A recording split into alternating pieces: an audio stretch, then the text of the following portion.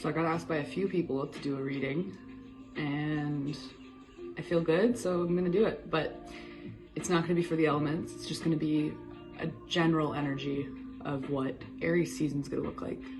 So from today until Taurus season.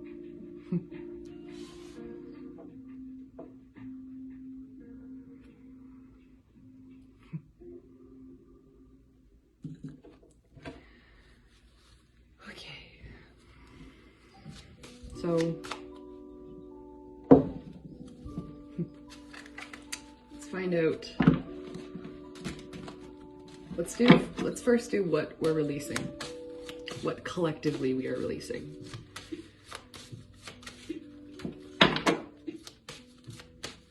Collectively. So the whole fucking world. Could wanting to be taking action on something.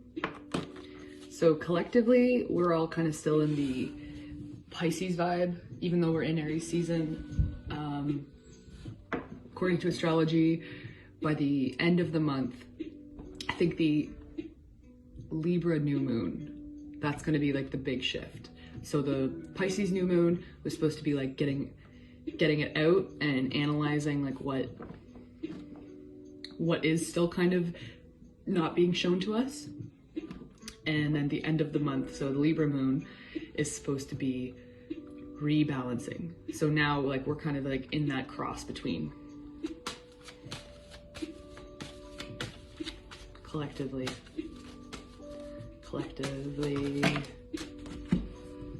Okay, so we're gonna leave those for now. So collectively, we're looking at what we're defining relationships or redefining choices, especially choices that may have had deception or one-sided, like somebody had all the swords in the end, somebody had all the things to say in the end, and maybe you felt like you couldn't speak. Like when you look at that, it's kind of like an unfair fight. And then the Lover's card, which could be a Gemini, so Pisces, Gemini, Taurus. But the Lover's card, it's a decision that's being made, or it could be a choice between something. It could be a choice between which type of apples you want to buy at the supermarket, I don't know. But having the two here, side by side, you're looking at what a traditional commitment looks like to you. Or you're looking at what commitment has been for you, especially when it comes to like the moon being here. So what does that look like for you? What does that feel like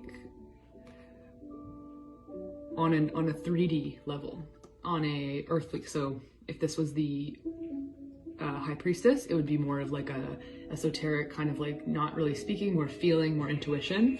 This is more like you can see it. It's tangible. It's the grounded, and especially having having two figures at the bottom with the key and the Hierophant. So a higher calling or institution is. Sorry if my nails are dirty. I was digging in the mud. Okay.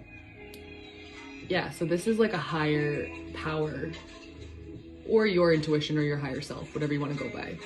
Kind of asking you to redefine what that looks like to you, so that maybe you don't have to constantly make these hard choices about maybe you feel like you have to be defensive when it comes to telling people what you want.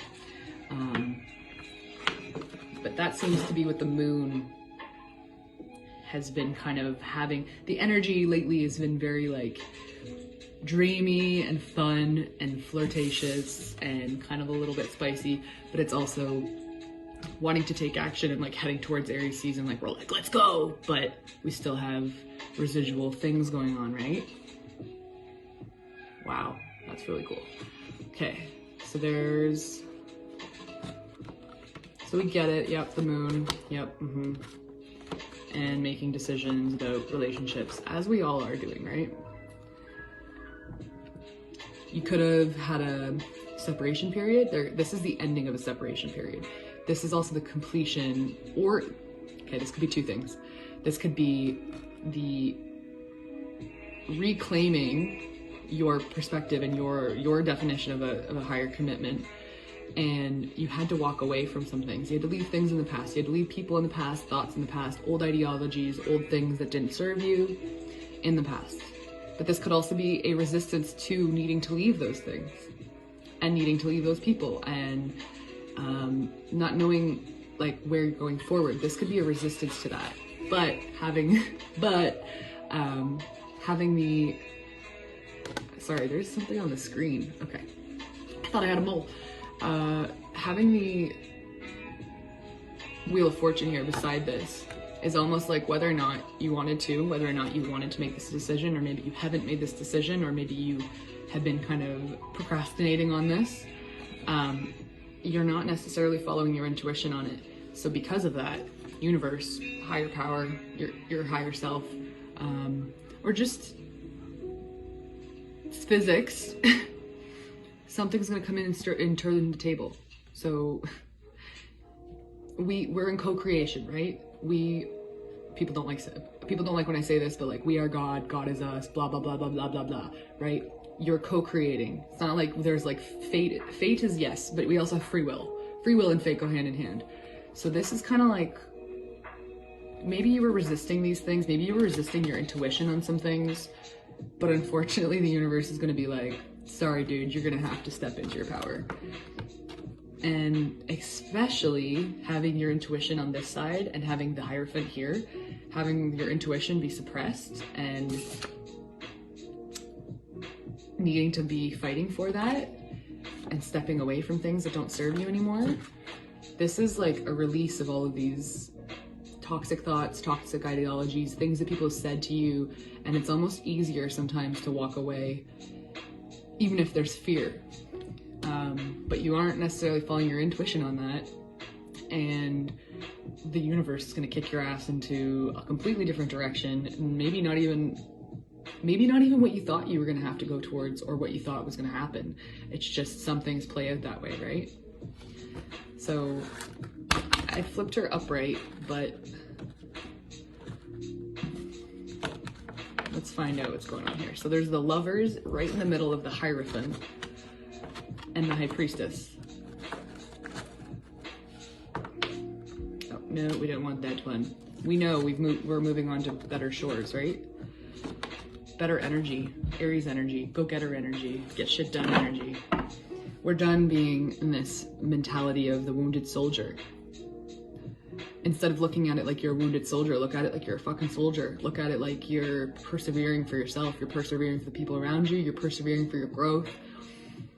This is also kind of a celebration card. As much as it has undertones of melancholy and like not the best feeling in the world, this is still victory. This is still success. You got through last year, you're literally, we're on the cusp of something better.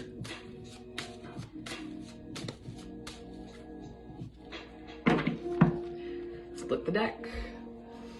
So you're having a head and a heart kind of situation happening here. Head, heart. You're being afraid to, or you're stepping into telling people what you desire, being super communicative about what you desire. King of Wands, Queen of Swords. So fire energy and then air energy.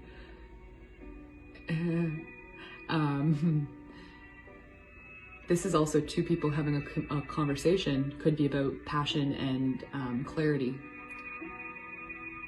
Let's keep going. New beginning card. So there's going to be a lot of new, that's what a lot of tarot readers have been saying. It's like, as much as there's the past coming back to either reconcile or get closure, you have free will, so you get to decide, right? But mainly what I've been seeing from all the astrology and all the people and the tarot readers and shit, we're heading towards something better. We're celebrating heading towards our 10 of Cup. And here's the thing. Everybody's super into the twin flame thing. That's great. That's all great and well. But twin flames are actually just some abbreviation, some like, it's basically just a terminology for two people who are spiritual or who want to be spiritual come together to do things that are better for the universe or better for humanity. So maybe look up what a twin flame relationship is before you realize that you want it, because it's probably not something that everybody wants, and you can opt out and you can have a soulmate relationship, you can have a relationship with somebody better, somebody that you don't have to do all this work in. We have other lives to do other work in, right? But it's if you choose to have this path, if you choose, wow, why am I saying this? If you choose to have this path, it's gonna be fucking hard work. You're gonna have to grind, like put your nose to the grindstone kind of level of shit. But let's see what this is, because this to me is a very spiritual union. And then there's a decision coming into play. It's like we can either all head down we can take action on things, but maybe it's not the best route to take. What I've been learning, there you go, celebration. What I've been learning is that manifestation, yes, you're gonna get what you want. You're gonna get it. It's gonna happen for sure, but it might not happen the way you want it to. You have to be very specific with your words when you're manifesting stuff. So instead of manifesting stuff the hard way, start waking up every morning and saying things are gonna be easier. And as much as you might not believe yourself right now, maybe in like a month or two, you'll look around, you'll be like, my entire perspective is different. The moon again. So by the end of the month, the Libra new moon, I would suggest setting your intentions today, setting what you want this year to look like, this new energetic year. Holy fuck sticks. Okay. So, the Emperor, Aries season. Step into your power. Step into communicating, step into clarity, step into the Queen of Wands and the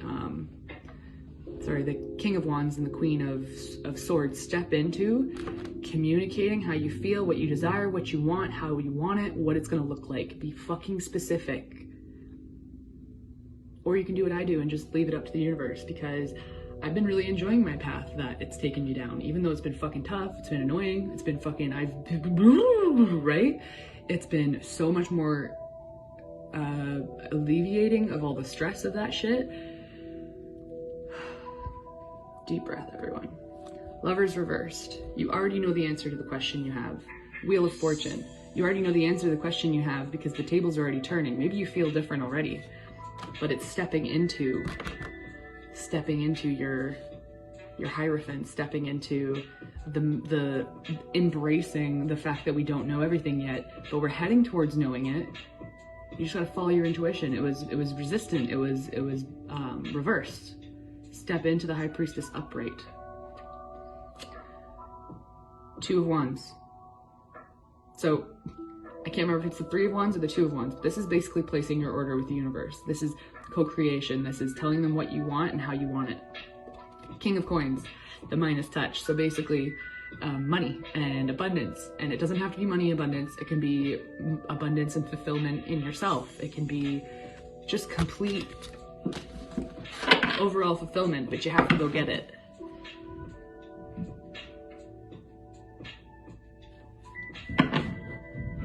The Devil. Capricorn energy. Boss energy. Go get it energy. Toxic energy sometimes. Could feel like somebody has a hold on you. This could also be what your spiritual connection feels like. It feels heavy. It feels like it has a purpose. So stepping away, stepping out of the dark, out of the cave to take the new jump. Stepping into the Fool energy. And just like my first tarot video I ever did, be the Fool. Follow your intuition. Stay grounded. But if you want fate to support you, you have to take the jump, and you will be supported and you will land on your feet. It's just a matter of trusting in the universe, trusting in your intuition, even though maybe it's a confusing internal dialogue sometimes. You just have to be the Fool. You can even look like a fool, it's cool.